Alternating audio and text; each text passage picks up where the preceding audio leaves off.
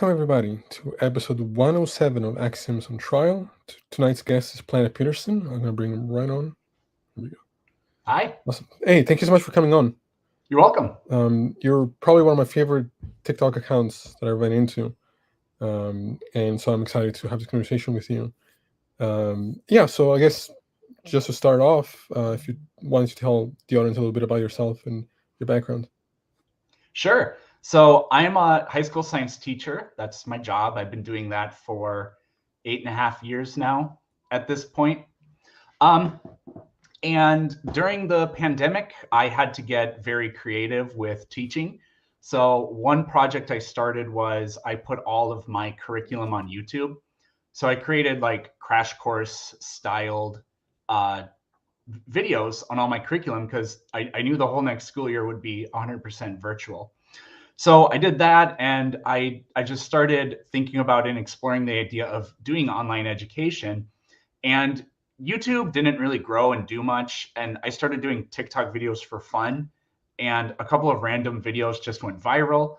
And then TikTok added the live feature. So now I go on TikTok live and I just talk about and debate science with people multiple times a week and make little standalone videos on things I think are cool that I just like randomly learn or whatever. Right. What are some of the common misconceptions that you run into? Because I've seen you engage with a lot of science deniers, or people who will talk about evolution or the Big Bang or flat Earth, things like that, and really have no idea what they're talking about. Yeah. Well, yeah. So as far as common misconceptions, I mean, so if we're sticking with flat Earth at first. Yeah. When we go there. I mean, they're sort of innumerable. What the biggest problem, and this goes across like every type of topic I talk about, where people just say, you know, they don't think the Earth is flat, but they think evolution isn't true, or they think evolution is true, but the universe is only a few thousand years old, and Earth is only a few thousand years old, or stuff like that. And the flat Earth stuff, it's just a fundamental misunderstanding of how the scientific process works, right? So like the most common thing I hear is, oh, you're telling us the Big Bang happened, huh? That's just a theory, right? Yeah. I'm like, okay, so do you know what a theory is? Like a theory is basically the body of work that establishes that something is true. Now we can have a philosophical discussion of what does it mean for something to be true? Can you have absolute proof of anything? Yada, yada, yada. But that's like right out the gate, that's the number one barrier with all of these things. And it's kind of like their excuse to not believe it, I think, because they use this colloquial term theory and don't understand what the scientific process even is in the first place. Yeah, it's so frustrating. There's nothing that bothers me more, triggers me more than hearing it's just a theory. It's like, look, we live in 2022. Like, a quick Google search would tell you the difference between the word used colloquially and what it actually is in the context of science, and they just don't get it. It boggles my mind. Yeah, I mean, it would be like somebody saying, "I think LeBron's pretty good," and a person going, "LeBron's just a basketball player." It's like, there's a difference between the guy shooting on the hoop that doesn't even have a net at the park and somebody who is a professional athlete, right? There are steps that have been taken for him to get to where he is, and it's the same thing with it's the same thing with the scientific enterprise too. Right. Yeah. I think. Do you think the problem is a lack of science education? Like, is a system failing us, or is it, dogmatism as well? Like, they just already have their agenda, and they're going to be closed off to whatever information can be brought to them. I think it's both. Before we go to that, I want to stick on the original thing. So like some common misconceptions. So we can rattle through some of those, but like with the flat Earth thing, Oh, what are some common things? I had somebody say to me the other day, the Big Bang, they just keep changing that. At first, they said it was just like a big sound wave, but then we found out there's no sound in space. So that debunked it. I was like, there's not a single thing that you said there remotely comes close to the idea of what it is. Right. So I mean, there's that. That's another common attack on scientific ideas, is that they change over time, which is really silly to me, because if we learn new facts and then we admit that we were wrong in the past, somehow people say that that's a sign that it's not a good enterprise, or something like that, which is really silly to me, because to me, that's what I call accountability, right? We see this in the political sphere, where people somebody like Donald Trump has been wrong uncountable number of times, but has never admitted to being wrong about anything ever. Yeah. And like the media, they get things wrong, and obviously sometimes they don't admit it, but when they do, it's like they're disincentivized even to admit it, because somehow that doesn't equal accountability.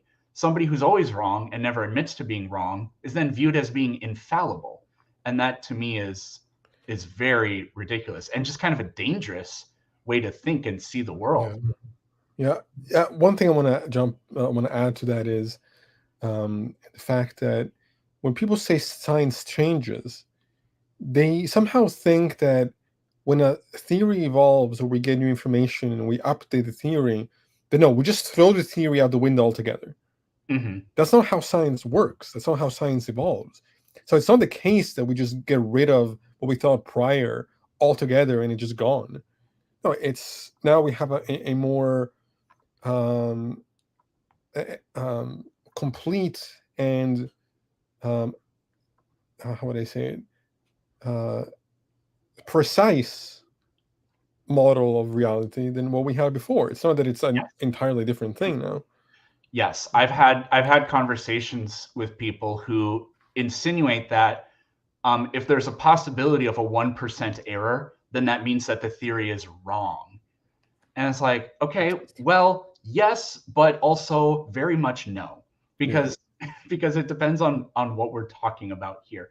But yeah, so one of the most common things that's getting thrown around is I haven't heard it that much in a while, but for like 2 months, every single time I did a live, people are saying, "Did you hear that James Webb debunked the Big Bang?" Yeah. I was like, no. So to what you were saying, in science, when we learn new information, like the Big Bang, we're learning things about the cosmology and the timeline of our universe, which is new information. I wouldn't say that it's debunked anything we previously knew. It's just uncovered new information, because the James Webb has higher resolution than the Hubble, so it can see farther in the past with more clarity. So it's seeing things that we didn't know were there. We weren't saying in the past, we know everything, and if anything changes, then it means we know nothing. That's never been the case of what it is. Right. So then people say like, oh, well, they found some galaxies, so that's a huge problem for the Big Bang. It's like, no. A problem for the Big Bang would be if the James Webb did not detect that we live in an expanding universe. Right. I have what's really funny is every single person now that tells me they don't think the Big Bang happened, I ask them if they agree we live in an expanding universe, and they pretty much always say yes. And then I let them know, okay, well, you think the Big Bang happened then? Right. I go, no, I don't. You do. You actually do. So yeah, that idea of learning new things means that we have overthrown our theories. No, our theories just get more and more refined. Right. So yeah, even if we somehow learned that the universe is twice as old as it is, that's not going to happen. But even if we did, so that wouldn't debunk the Big Bang like at all. I often hear people talk about the Big Bang, say it's like an explosion from nothing. It's like, no, that's not at all remotely what we're saying.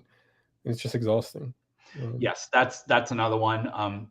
that I get all the time. So you think the universe came from nothing? No, I don't. The Big Bang doesn't make any claims. That's the when it comes to the Big Bang, that's the number one thing. It says that the universe was created from nothing. No. I don't really know where that comes from. I'm pretty sure it mostly comes from people that don't know what they're talking about, making videos on YouTube, and that's been going on for decades. Yeah. Well, not decades, but for years certainly. Just saying things that aren't accurate about it in order to diminish the idea. Lawrence Krauss wrote a book, A Universe from Nothing, and maybe that didn't really help either. I'm not Yeah, it totally didn't. Yeah. that sort of gives people ammunition to be like, see, scientists say that. It's like, well, Actually, I called him out on that because I was on a panel once with him, and I was like, did you get a lot of pushback on the whole nothingness thing from philosophers? Because I think you using that language is actually detrimental. yeah, And he kind of acknowledged that, sort of, but yeah, he is a militant atheist, and mhm. so I think he had tunnel vision because he just wanted to prove that what other people say is nonsense. So he tried to figure out a way in which a universe can come from nothing. It just But doesn't make sense. I think that kind of violates the spirit of science in a way. Absolutely. Yeah, Just real quick, could you explain the difference? How do we actually know the universe is expanding? sure. So this has been known since like 1929. Georges Lemaitre, who's a physicist and a priest from Belgium, he found that there's a Doppler shift in light in the farthest away galaxies. So uh, as the universe expands, the things that are farthest away from you are moving away from you at the greatest rate, even though the whole system is expanding at a uniform rate. Still, with distance, the expansion increases.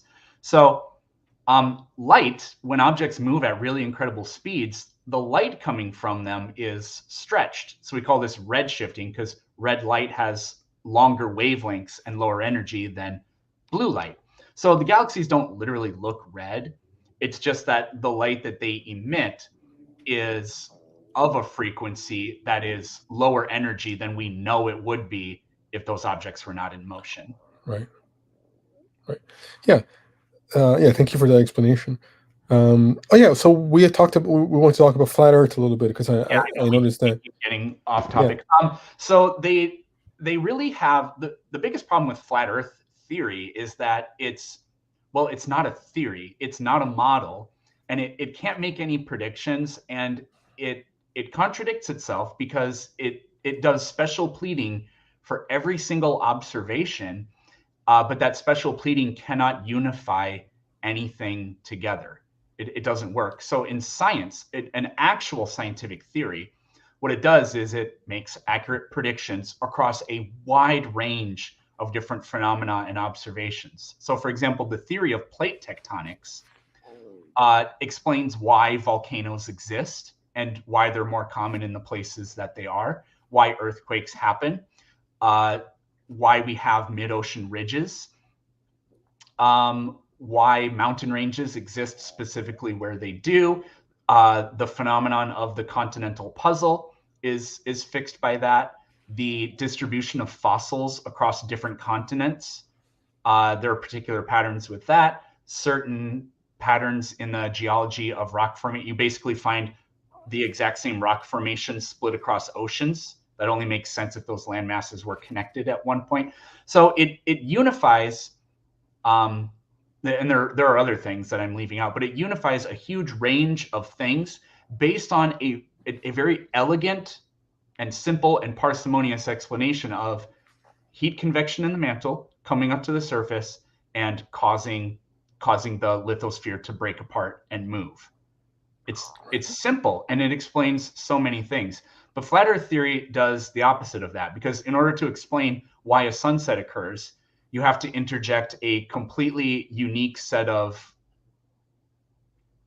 I guess, certain circumstances isn't the right word, but you have to interject a bunch of ridiculous. You have to say, well, light bends because we have refraction in the atmosphere and it refracts in this specific way. and that's why the sun appears to set. And objects that are that far away just simply diminish from our point of view, or they get bent out of the point of view. And then you ask them, aren't the stars farther away than the sun? Yes, but we can see the stars. Right. So, I mean, your model has contradicted itself right then and there. But then that does not explain what doesn't explain the stars. It doesn't explain the moon phases. It does not explain equinoxes and solstices. It doesn't explain seasons. It can't do any of those things. But we don't literally live in a heliocentric universe, but our solar system being heliocentric unifies all of those things: lunar cycles, the patterns we see with the planets, like why they do retrograde, why they move the way they do, the seasons on Earth, the differentiating of how long a day is in the northern and southern hemisphere throughout the year, lunar eclipses, solar eclipses, like all of those things are fixed by this Right. very simple explanation, or this I should say, very simple model. Now, I think there is a TikToker who I think her name is Molly. Have you interacted with her? She's a flat earther. Does she have flat brunette hair about I down think here? so. Yeah. I think I talked to her once. Yeah, she was actually very polite. She didn't Yeah. really argue. She just kind of asked questions. Ask questions. Yeah.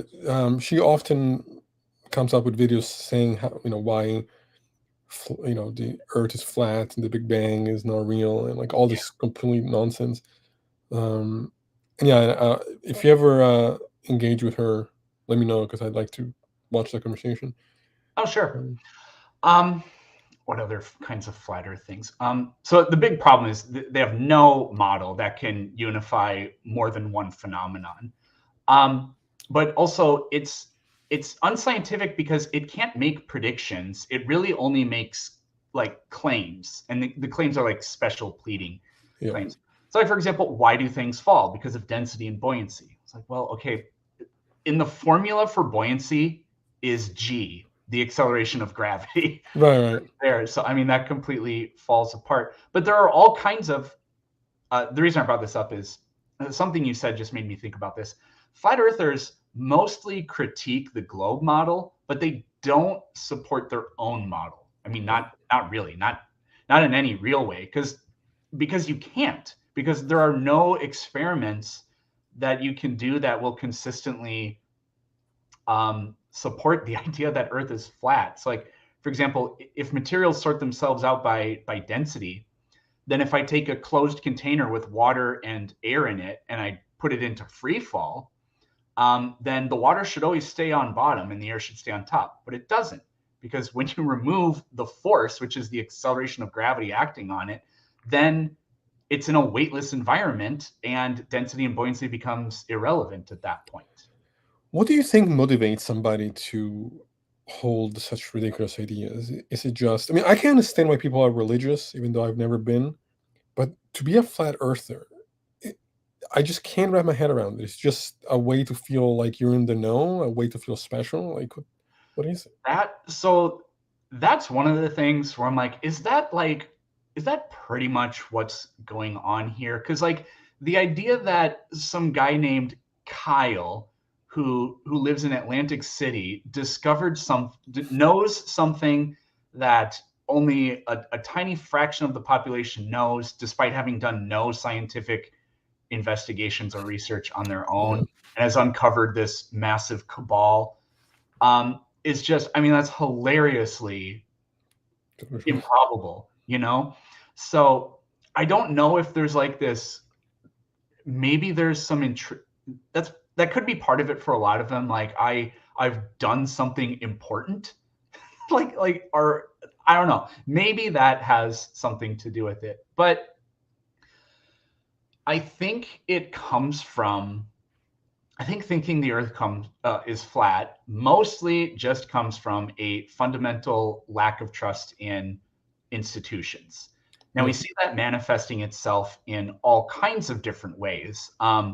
The anti-vaccination movement is probably, I think a lot of it has to do with that. That really started like in the early 2000s, before anyone was really on the internet doing a whole lot except for sending emails. I mean, mistrust in like governments and institutions that's always, not always, but that's been a big thing for a really long time. So we've all heard the conspiracies like about George Soros or 9/11 or, the moon landing or, whatever else. So I don't know specifically where the flat earth thing came from. I don't know what started to inspire it. I don't know what inspired like the moon landing is fake either. Like what would like is there What a would be the benefit? be pointed to for that? That's another weird one where it just kind of gained popularity and then just started to explode. I think it's one thing to be skeptical of government. I think that's a good thing. But Yeah. when that becomes conspiracy theories, where now anything that you hear, you're just gonna call fake news because it doesn't fit your agenda. And then now you're not trusting the government, fine, but now you're trusting random person on the internet who's making up connections that make no sense. It's just, yeah, it's terrible. So I've been thinking about conspiracy theories more than I usually do, which is to say more often than never. Yeah. And not the theories themselves, but like why people believe in them. So I have a couple different perspectives on this. So we know that conspiracies do happen, Mhm. right? Like some really messed up ones, and some never happened but were planned. Um, like we know that that's happened. And the United States government has carried some out, and there have been. I mean, like you could call Enron a conspiracy, I guess, Right. in a way. And some other things. So it happens like in business, obviously. Normally we call that like collusion or whatever, and in government too. So at least, like for sure, some conspiracies are true, but the problem is we don't know which ones are true. And what the conspiracy theorist seems to do in my mind is they just kind of throw in with all of them. Because any of them could be true, they're sort of a supporter of all of them, which in a way kind of makes sense. But if you think about it rationally, it's not a very economic belief system. What I mean by that is, let's say that let's just take like the 100 top conspiracies. Let's say that 49 of them are true, which is way too big of a number. But let's just say that it is. Let's say 49 of them are true and 51 of them are false. Me, the skeptic, it is more like economically, I'm better off doubting every single one of them because on average, I'll be right more often than you are. Right. Yeah. But getting back to the point, some of those conspiracies are true. So there's no problem really in thinking that some of those conspiracies can be true. And I think it would actually sort of be irresponsible to say, I mean, this is like if you just say my government can never do anything wrong. Well, that kind of sounds like Soviet Russia or North Yeah, that's Korea or something dangerous. like that. That's not a healthy attitude to have. Right. But there's like throwing yourself in with all of them just doesn't really make a lot of sense to me. So I am skeptical about all of them, and people are like, you take the fun out of everything because you don't think aliens even could be real, or blah blah blah. And I'm like, yeah, but like if we actually think about this economically, me being skeptical about all of them, it may make me look like a pompous ass. Sometimes it may make me look like a know-it-all, even though I don't literally know. But on average, I'll be right more often, and that's important to me. Yeah. Yeah, I don't think that no saying that it's something is unlikely doesn't mean that we're claiming to know for certain that these things aren't Yeah. true. It's what matters is what actual evidence can you provide to support these claims. I'm going to be skeptical of everything the government and the claims that some random people are making for their own psychological issues. Like, Yeah. One thing I got today that was really exhausting was somebody saying that the Big Bang Theory violates the laws of physics, and Nope. it's such a dumb, like, The laws of physics constructed the Big Bang Theory. right, exactly. And I get so tired and demoralized sometimes when I see people make these kind of claims. But that's why I'm doing what we're doing now, right? Like, because I want to spread awareness for people, and science education and things of that nature. Yeah. I You know, guess my maybe. my Oh, go journey on ahead. TikTok kind of transformed, and I didn't really notice that. Well, I made a conscious effort to do this, but um a long time ago, but I kind of forgot that I did it. So my TikTok channel, I would describe it as being educational and entertaining at the same time. But it started what I had in mind was I would literally just teach people random facts, and maybe I would do like a series where I teach them about, like, I take something in science and like do like 10 videos explaining it or something like that. But what it's actually turned into is I do still think I'm educating people, but what I'm hoping they're actually learning is how to think, not what Yeah, the that facts are necessarily. right, right. We have to use facts, definitely, but it's become more of this is hard to do. It's hard for me to do, and I'm not successful at it all the time.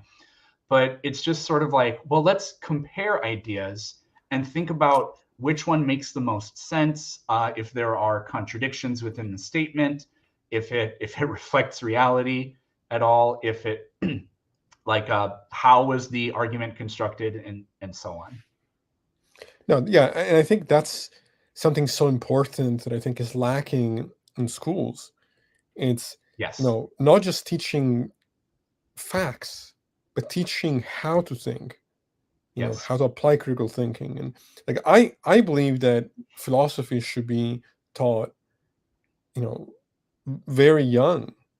Um, uh, as far as I think it should have been taught in high school. It shouldn't be just be an elective in college. It should be a mandatory class to take in high school, maybe even before that. Yeah. Um, I so I am a teacher. I've thought about this. For a while, I've thought there should just be a class in, like, there should be a class called critical thinking, yeah, and you should have to take it in middle school. yeah, I I think so. was thinking, but lately I just wonder. I obviously don't know, but I wonder. You know, there there there is a class called critical thinking, or it's kind of supposed to be, and you may think this is weird, but it's called English. Now, that might Yeah. sound weird, No, I but get where you're coming from. Yeah. my justification for that is, the average American adult reads at like a seventh grade level or an eighth grade level. So, what you're supposed to do in English is, dissect a story or a piece of it. It could be fictional or non-fictional, whatever. You're supposed to dissect it and like try to understand what were the author's intentions and Right. goals. Uh, what is that? Although the person is not mentioned in this sentence, who is this sentence about? Right. Those connections. Because I substituted in a class, and they were reading The Great Gatsby, and they were going over the analysis questions, and they're like, who was Jay talking about in that paragraph? And they disagreed. Some of them were like, no, it's the girl, and others were like, well, no, I thought it was the other guy. So I wonder if sort of a lack of not fluency. I don't know what the word. My brain is failing me right now, but I just wonder if sort of a lack of of understanding of those kinds of things, like in our English literacy, is, I wonder if we promoted that, if that would fix a huge chunk of the problem. That's I think that's, it that's would. my big wonder there. I'm not really sure. I I think it would, and I think, you know it shouldn't be just one class. Like, I think some. I just saw it some in the comments. Bone says reason, logic, and critical thinking should be mandatory teaching for all parents before each child. The knowledge must be accessible to the child as early as possible. Like, I think that, um, like I said, I think philosophy should be introduced as early as middle school, or at least early high school, because th- this is where we're at now, where people can't rationally navigate the world or concepts. I mean, the amount of times I get people on my lives telling me, "Well, prove that God isn't real," or prove that this. It's Yeah, like, a I just don't. logical impossibility. Yeah, it's like, understand what the burden of proof is. Like, I would never claim to be able to do that. It's just exhausting. That Yeah, that's a common thing I see too. People just don't understand. Like there's this guy who does lives all the time, and his background, one of the things says, prove God doesn't exist. And I've yeah, never talked to the guy, but I've tried to.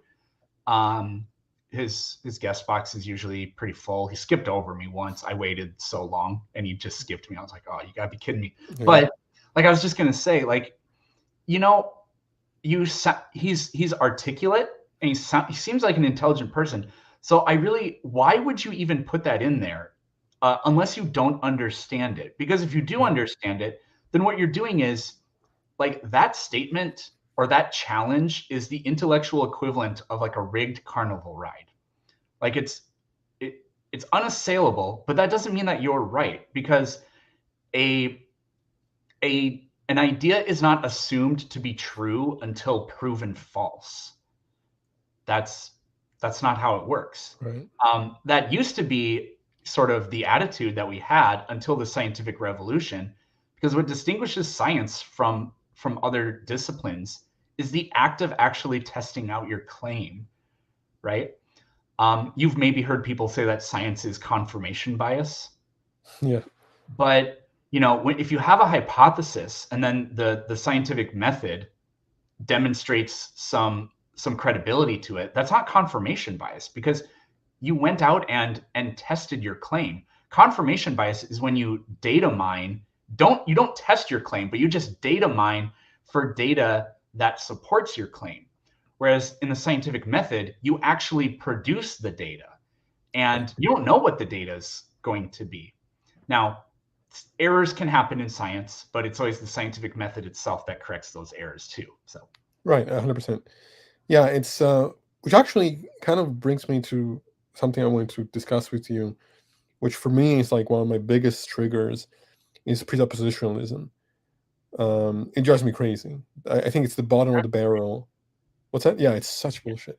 And so when people say, well, you're using the laws of logic, or using logic to um, uh, to justify logic, yep, somehow that's a problem. Um, and to me, it's like, I can recognize, like, even when, as far as, let's talk about the senses for a second. Like, yes, my senses can be flawed, but I come to recognize those flaws still through my senses. yeah, This doesn't shouldn't lead anybody to think that we're somehow incapable of producing truth in certain contexts, just because there are limitations to our senses. And with the presup argument, to me, it's, I don't think it's a presupposition to one. If I want to see if a pen works, I pick up the pen and I try to write with it. I'm not presupposing that the pen is going to work. I'm yeah. observing the fact that it works. Yeah, Um, I've heard them say, like, the laws of logic don't prove that they will be true in the future, or something like that. So you have to presume that the laws of logic are absolute, and therefore they could only come from an intelligent mind or something like that. To me, presuppositionalism is exhausting, and it's hard to discuss and debate. But, like, what this is just kind of funny, but what I think presuppositionalism is just taking the limitations of English, of the way we use language. Doesn't have to be English. It's just taking the limitations of the way we use language and the way we interact with the world, and using it to basically generate errors. Or like if language is a code, it's just using the code in a way that produces errors. It's like, sometimes we do get stuck in places, but that's just the limitations of language. I mean, that doesn't prove, therefore, the Christian God is real, or anything like that. Especially because the same claim that all of this comes from God, you're only arriving at using the language that you're trying to justify in the first place. Yeah, and So that's their presupposition, but they assert that their presupposition is the only like logical one or whatever because it has to presuppose logic or something. Like they tell us you can't presuppose logic. And so I had a discussion with it was with several people and a presuppositionalist, and we kept telling them, no, actually we don't presuppose logic. And then they go, well, that's absurd. Like then you're just admitting like I was like, no, because if I presupposed the logic, if I said logic is absolute and I constructed a logical argument, then wouldn't I just have the right then to therefore claim that my argument is true because it's logical? You know, we don't assume that, which is why we go out and we test things, you know, because we could be wrong. Like the way we've constructed the thought may be wrong, or some part of the methodology may be incorrect. And they didn't really seem to understand that counter argument. But like for me, it's like, okay, we can construct, I'm not very good with philosophical terminology, so you'll probably correct me here, but we can create like logical arguments that are sound but not valid, right? Am I getting that right? Yeah, I think so. So the only way, like if it's logically sound, yeah, go ahead. If it's logically sound, then how do we determine whether or not it's true? Like if I say all elephants are named Bob, no, it would be a better one. All elephants have umbrellas. Bob is an elephant, therefore Bob has an umbrella. So to me, the only way to validate that is not with presuppositionalism, but by to like actually test the claim. You know? So then like the presupposition of logic, I think, falls apart as the explanation for how we actually would determine what is and what isn't true. Right. Yeah, and I think that it's a misuse or a misunderstanding of how language operates, and kind of a semantics game that they're engaging in. I don't think that we presuppose logic at all. I think we simply observe that these tools seem to work in the limited space in which we use them. One thing I wanted to ask you as well is, what are some of the misconceptions that you've heard about evolution? One thing that I always hear is, oh, microevolution is true, but macroevolution isn't, which is absurd because macroevolution is what happens when microevolution is the case. That's one I've heard, but I don't know if you've heard of other ones.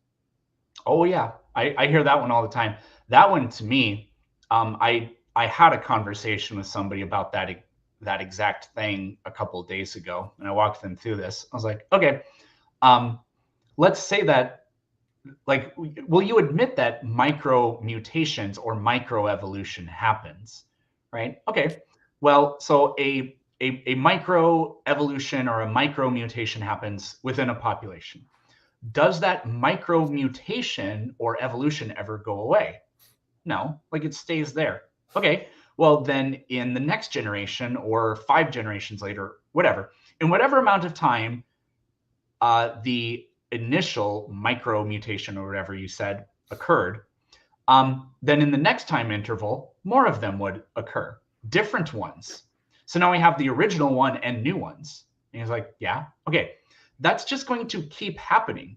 So eventually, if you add up a bunch of micro evolutions or micro mutations across huge numbers of generations, then what you have at the end of that process is macroevolution. That's exactly what would happen. I always use language as my example.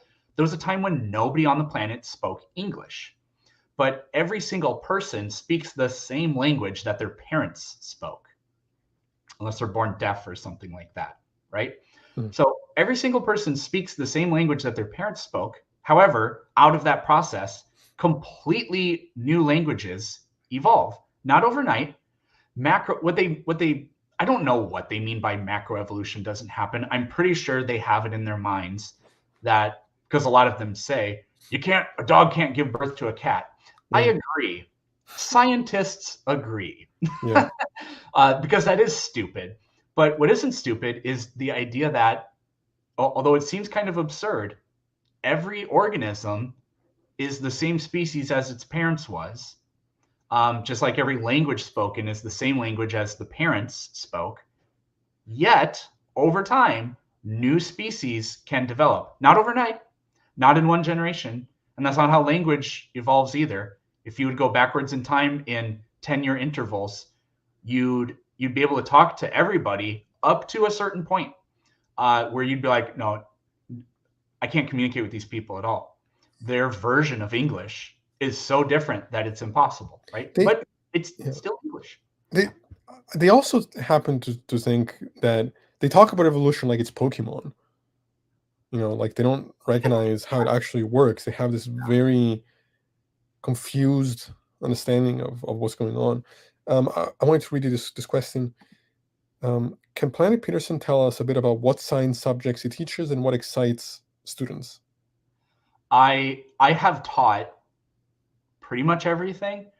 I currently teach chemistry and physics, which are not my fortes. Physics, especially. I've actually gotten pretty good with chemistry. What I'm awful at is conversion factors. I do it in a different way because I don't have a strong enough like mathematics background for that kind of thing. Just the logic of how to do it doesn't work for me. I do it in my own I have my own methodology, which works well for me.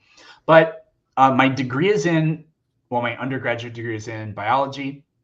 And then I have a master's just in teaching, in curriculum instruction and educational technology.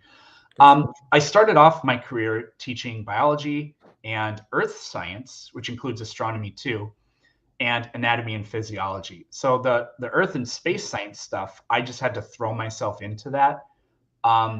But I think I have a really deep understanding. You have to take tests to earn a credential to teach a high school subject, and there's specific. Yep. There isn't a general science test that you have to pass. You have to take a biology specific test, and it's pretty similar to when I took it. It reminded me a lot of my exit exam for undergrad. It wasn't as rigorous, but it was close to that. And then I had to take one for earth science, and it was sort of similar, I thought. So, and I obviously I passed that. So I like to think that I have at least a little bit of a expertise in that. And then I teach chemistry and physics, and I've taught like a physical science type of class, and then anatomy, physiology. So.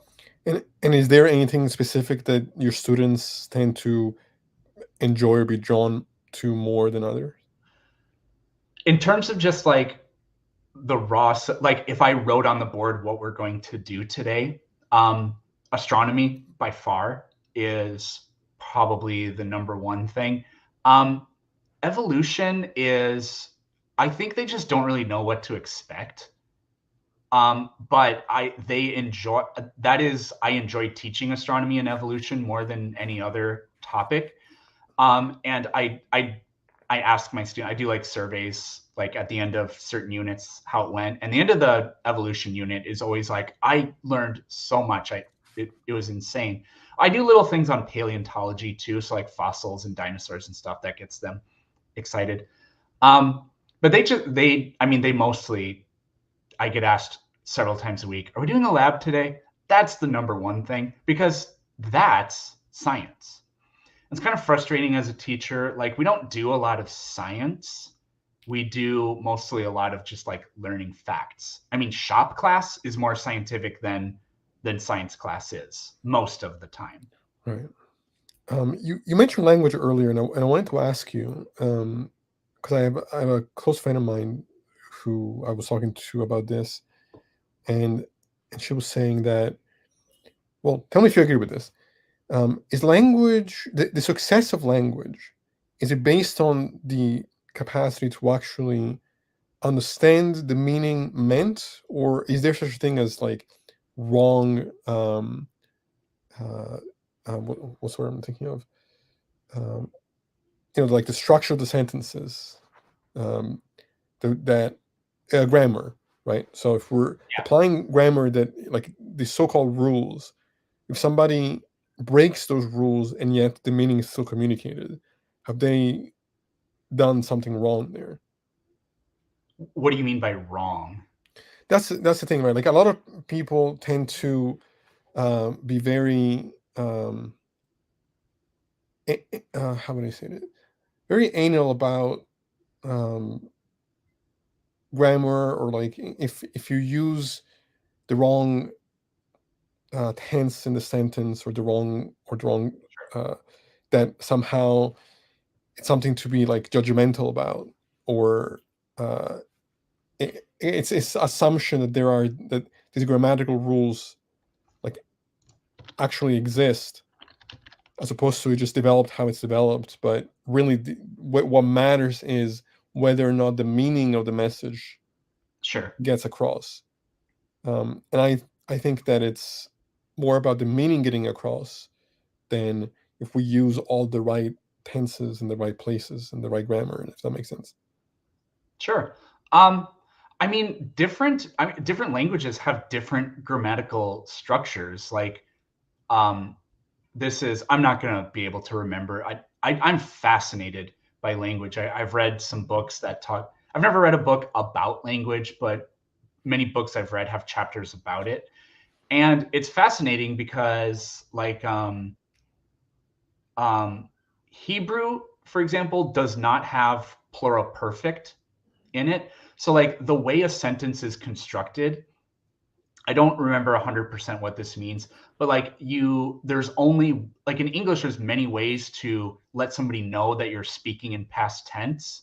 But in Hebrew, it can only be done like in a certain way. I think that's kind of what that refers to.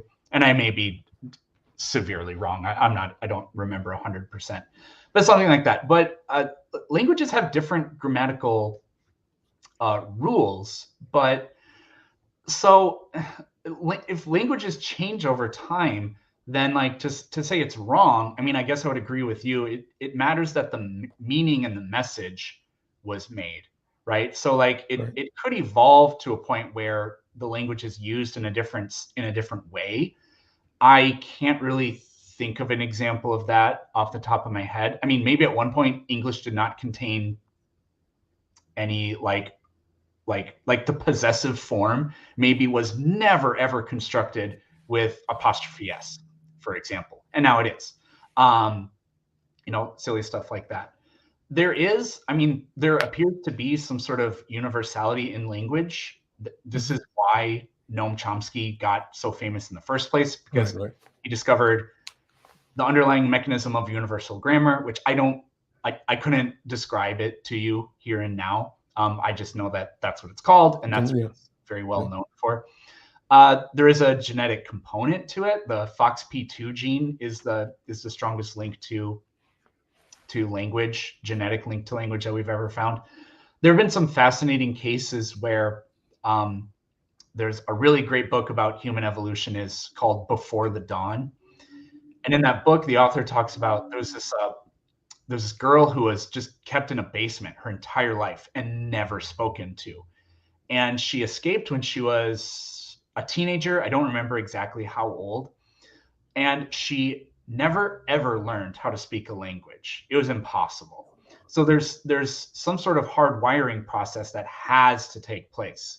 We call this oh shoot, what's it called? There's a developmental term for this, a critical period, where if it's not imprinted, then it probably can't ever be imprinted. Now, So in those cases, were they still the person who couldn't learn the language? she could say words, but she couldn't do grammar. Let's say it that way. Right, Like, right. if and I'm not sure, it didn't go into very much detail, but I'm not sure if she could understand language either. Like, she could have, which would, like, in a way mean she had like aphasia. Like, I don't know if she could answer questions either. Because, like, she could, again, the book didn't go into very much detail, but it said, like, the best she ever learned to do was she would sometimes accidentally say things like juice I want, or something Mhm. incredibly simple like that. But she just never gained the ability to use grammar. let's say it that way. She could talk. Like chimpanzees can't say words. There actually was a couple, I think they were American. They raised a chimpanzee for like 8 years, and every single day they tried to they gave it lessons in speaking, and it never developed the ability to say even one single word. One thing I wanted to ask you, and this is more on the philosophical side of things, because I often hear from people say, that we can't derive an ought from an is, that you have the science over here and you have philosophy over there, and there you can't really have a overlap, especially in the moral sphere. Right. I don't know what your perspective on that is. I disagree with that. So I'm a moral realist. So I think I believe in objective moral truth, and I think that science is a tool that can help us actually reach those truths. And I was wondering, you have, with your background in science, what your perspective on that is? So I think morality is invented, but it can be based in real things. Like if it's like it can be based in logic, and I guess I would say logic maybe is an invention too, but like data isn't fake. Like if we wanted to say like we have to decide what our goals and objectives are. Like if we want to diminish suffering in the world, then then how should we go about doing that? Should we appeal to divine intervention to do it? Should we be utilitarian about it or whatever? So, for me, it'd be like, well, for example, like with smoking. So you'll notice that you've never seen an advertisement for smoking. That's because it's illegal. It didn't used to be, and then like in 1990, I think it was, we decided Congress passed a law that you can't advertise for cigarettes in video or radio or print. You can print a picture of like your brand, but you can't like display people smoking or anything like that, right? So we decided what to do based on the metric of reducing death from cancer, and it worked, right? So like it was, what we decided to do was based in something real, like the data was really there, but we made up what our objectives were. But the objective is still based in something tangible, so it's real in that sense. The way I compare this is usually when I haven't had a discussion of morals in a really long time, but I usually compare it with language again, like I do with evolution. There's these words that you and I are speaking are completely made up. They're not real, but they do represent real things. And even if the language is made up, there is a part of it that's real, and that's the grammar that we were just talking about. Because if I were to say these exact words, but in a random order, you couldn't understand what I'm saying. Unless I wrote them out and then you jumbled them and then you pieced them together. But you could theoretically rearrange those in ways to make them have other meanings too. So the meaning wouldn't be there. That's only possible with grammar. And grammar is sort of like I don't know if it's an emergent feature of language or whatever, but the language isn't real, but the grammar is, right? Because if it wasn't, then I could just say random words in random sequences, and it would have the same value then. But it doesn't. Like clearly, we have to use it in a specific way, and that's as real as anything else can be, if you ask me. I'm not sure that I agree with the realness of grammar. I think it's, for me, the realness comes from what the kind of the dead word or the symbol is referencing. I think it's like I was saying before. I don't think that language possesses correctness in that kind of sense, um, but it's more in what's contained in the expression that we can come to understanding with. And like, yes, obviously it has to be expressed in a way that we can understand each other. But I'm trying to think of how to express this. I think my perspective on morality is that it's not made up. Um, I think. Are you familiar with the term phenomenology? I don't think so.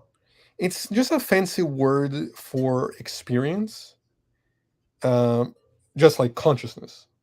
Right. And my argument is that when we look at the nature of our mind, we discover that there are universals across the board from individual to individual.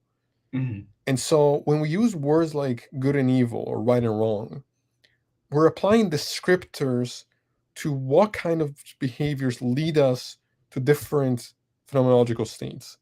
So Yep. certain actions will lead us to well-being, certain actions will lead us to suffer. And to ask, is well-being good, is to really miss what language is doing when we're using these words.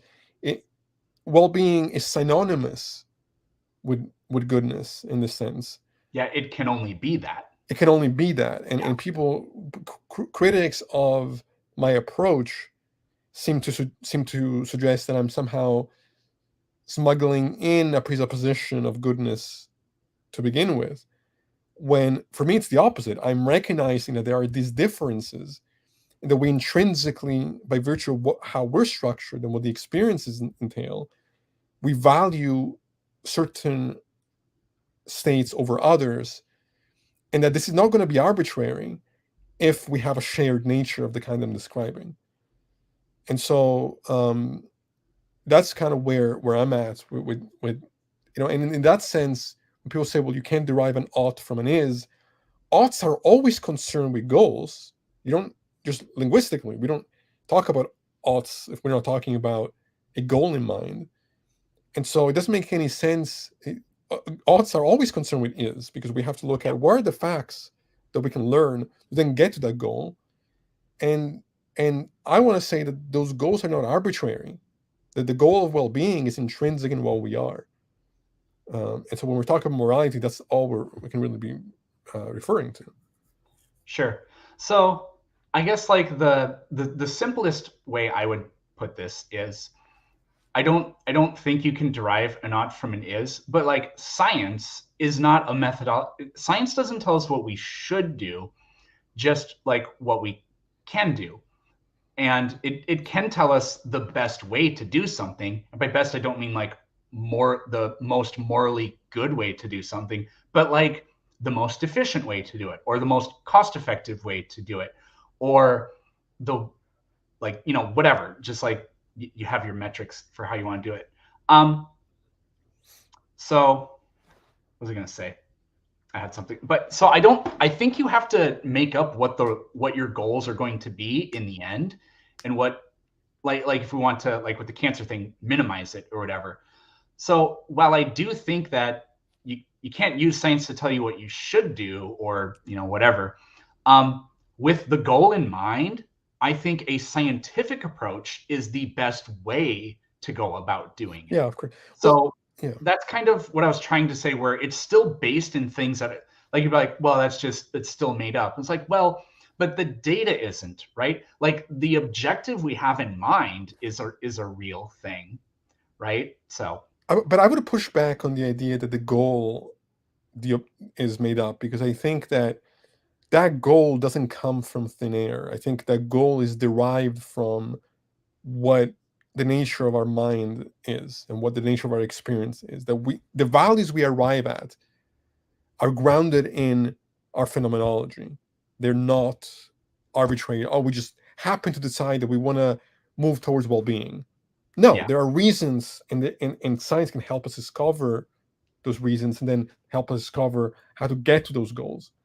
So I guess that's how I approach it. I But guess the only thing I could say, like as like a pushback maybe, is, but they're not absolute, and I feel like maybe there has to be like an absoluteness to this or whatever, because like if you describe what it is that humans do, like humans are interested in self-preservation and so on and so on. Like if we can say that there is something real and tangible to it. So like that's, for example, why psychopathy exists, because it's like literally abnormal, right?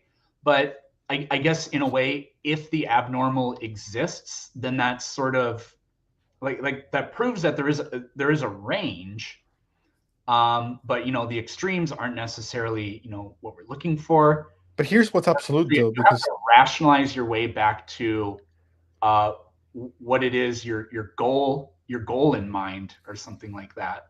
but I think even with those examples with the psychopaths or and whatnot, I think my position will be defeated if the behavior of the psychopath or the person who decides to harm others, if through harming others they could reach the same type of state of well-being as somebody who chooses to instead meditate on empathy, well, then my position would be defeated because there would actually be no concrete way of uh, navigating your behavior that could lead to these different states. But the psychopath doesn't actually have an alternative way of reaching well-being. In fact, they're incapable of having access to those experiences. So I don't see that as a defeater for my position any more than there being a variety of foods doesn't mean that there's an objective difference between food and poison. You're still gonna get those I guess the argument I'm making is that if everybody had the access to the full range of potential experience that we could have, we would necessarily value experiences of well-being. It would be existentially impossible, from my perspective, for somebody to know what it's like to feel the most joy you can and choose to feel the worst suffering you could. It wouldn't make any sense. Yeah. But yeah, I was curious to hear what your perspective on that was, and um, like I said, I really appreciate you coming on and sharing your background and your knowledge with us. I don't know how good are you on time? Usually we do this for about like an hour or so. I'm good. If you got more questions, I have time.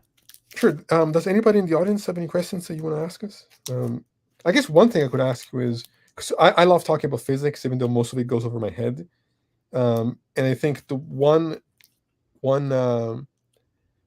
specific aspect of physics that I really struggle with is time.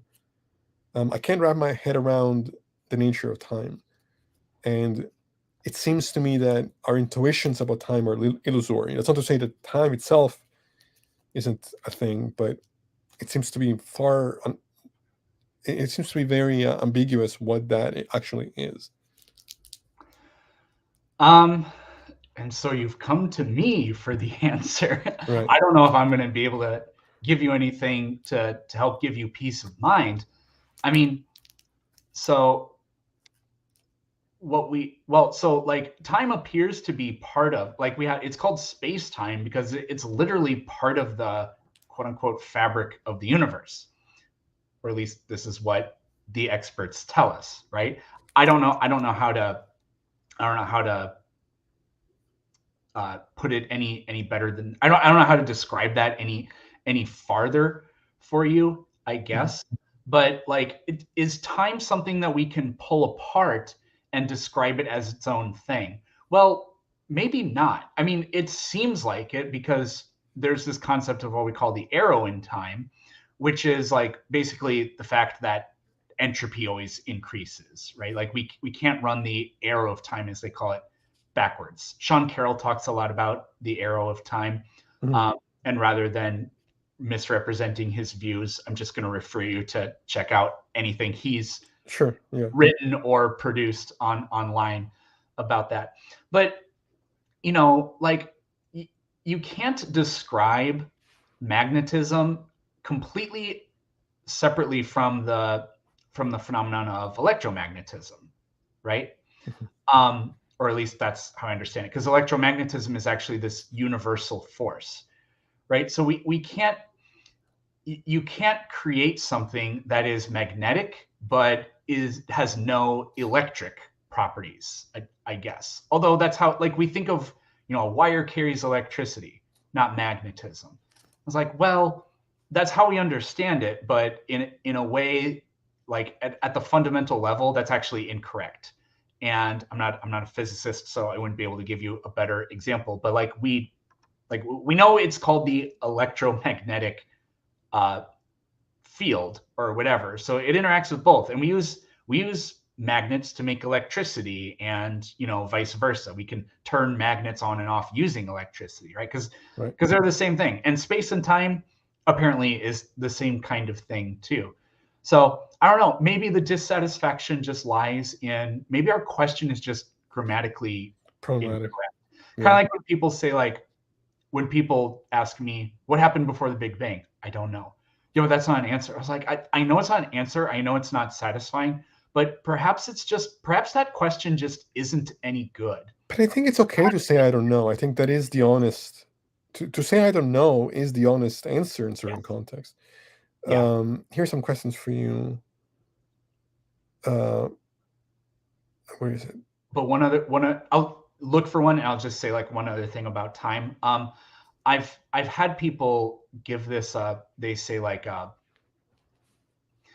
they say Genesis uh, is an explanation of the Big Bang, because in the beginning you have or how do I say it? In the beginning, God created the heavens and the earth, right? So they say we have time, space, and matter right there. It's like, okay, but you failed to describe a universe that contains energy in it, right? So, like, what would a universe look like with no energy? Well, it could have space and matter, but if there's no energy, then none of that matter can interact, and nothing could ever move. So this would be a universe that doesn't have energy, but then the concept of time would be completely irrelevant either, because the only notion in which we understand time exists is the experience of things change. Excuse me, I Yeah. pick up changing, right? So I had this one. I have a video of this, I think, on my YouTube channel.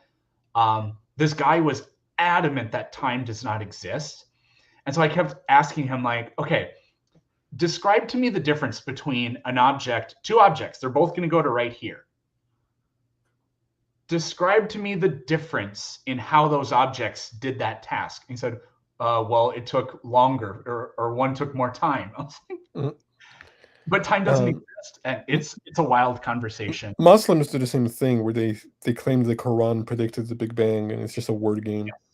Yeah, it's just, So it's a, um, ask Peterson if he will do the cricket noises for me. oh yeah,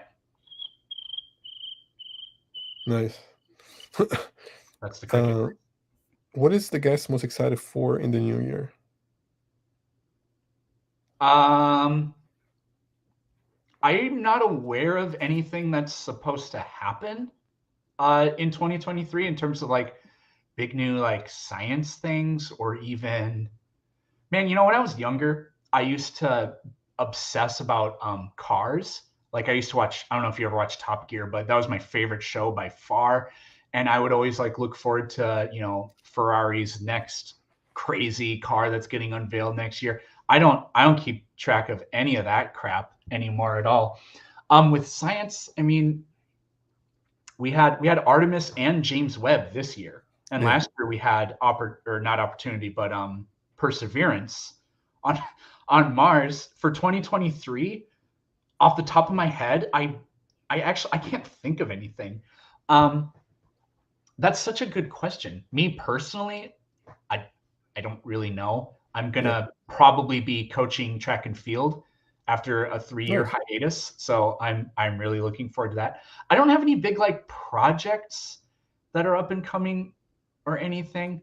Um, this is such a disappointing answer. I'm really sorry. It No, you're actually fine. makes me feel like am I doing anything? I think Yeah. I am, but Um, man, I'm like, there's nothing specific that I'm really that I can think of that I'm really looking forward to. I bet I'll think of something after this. yeah, that's always how it goes. Pity. Do you subscribe to any defined moral framework? No. So, like when we were talking about, like you're a moral realist. I don't know if moral facts exist. I'm actually kind of, I just don't really have a position on it, but I lean towards no. my philosophy and my attitude is we still have to decide what we're going to do, but we can base that in things that actually are objectively true that can be measured. So without going into all that again, that's Sure. basically it. What is your favorite example of evolution to use for those who have a completely wrong concept of it to explain it for them?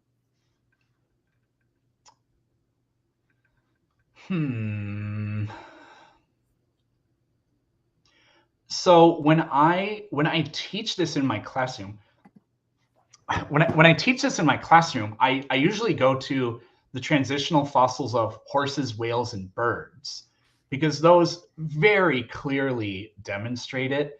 Now, my students, I don't know what my students' opinions are. I don't ask them. I don't poll them.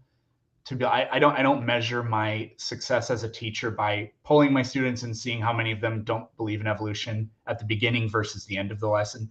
I don't even want to know what they believe in, because I don't want to have any bias about it, because if I was biased, then I would be the last one who even knows. So I wouldn't even know that I'm teaching in a biased way.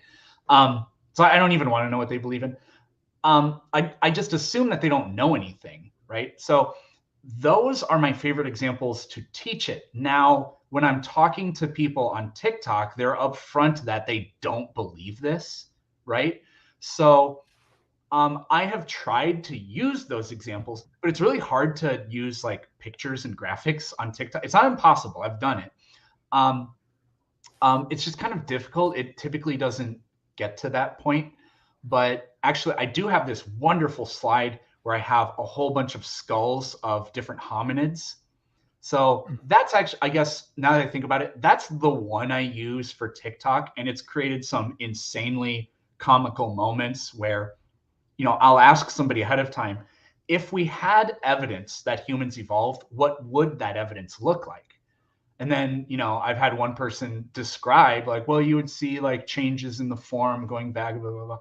And then I'll pull up that picture. I'm like, and what do we have here? And they'll just say like, it's just a bunch of skulls. You don't know that we're related to them or anything. It's like, you know what? Actually, you're right. It's not, this is something we didn't talk about, but like the idea of like proof, when people say like, prove it, they're asking for absolute proof, which we will never have. But what science does is it deals in evidence to construct the best explanation, right? So I'll be like, I agree, but you said this is what the evidence would look like, and we have that evidence. Again, very comical moments. You can do a deep dive on my TikTok and see those videos. I have a playlist of evolution debates. There are several people who I've pulled up the skulls, and they've just kind of lost it. We were talking about this a little bit before the show, but I think my favorite video that you have, or one of my favorite videos, is one where you're talking to, I think it's a woman, and what was she trying to say? I couldn't make sense of what they were trying to express. But you start to walk away and go on a swing set while they're rambling for 2 minutes, and they don't say anything. They don't realize you've even walked away. They don't say like, where are you going? They just continue to ramble nonstop without any interruption, and I Yeah, have no idea what they're saying. I've done that twice. I'm pretty sure that guest, I think I put a clip of that in the Word Salad Award video. Okay. Well, maybe, I'm not sure. No, actually, I didn't. I ended up going with a different person. But she was trying to, there was a short period where I was getting a lot of woo. And if nobody knows what woo is, if you know, look up Deepak Oh, Chopra. he's an idiot. Deepak Chopra. I don't remember how to say his name. Sorry.